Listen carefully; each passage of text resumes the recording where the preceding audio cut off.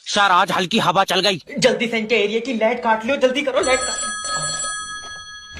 Hello. काट ली light? हाँ क्यों? सर हवा चल रही है। तो लाइट क्यों काट ली? हवा में निमोनिया हो जाएगा इसे। सर देखो, अगर मैंने अभी लाइट भेज दी हाँ, और खंबे से तार टूट कर तुम्हारे घर में गिर गए, तुमने पकड़ लिए तो? माँ हो ही नहीं घर पे, भेज लाइट। आए लाइट भेज आए कर रिया। सर हवा में नहीं भेज सकता, हवा में लाइट में दिक्कत होती। हवा में दिक्कत होती? तेरी लाइट तारों के ऊपर चल रही है। तुम टेंशन क्यों ले रहे हो? लेट जाओ, लाइट रात में आ जाएगी। अभी भेज लाइट, मेरी तबीयत खराब है। तो तबीयत लाइट से सही हो जाएगी। हाँ, मुझे दबा में लाइट के झटके बताए, तुझसे मतलब है? तू बात मत करना मुझसे, मैं सरकार का आदमी हूँ। मैं सरकार की औरत हूँ, भेज लाइट।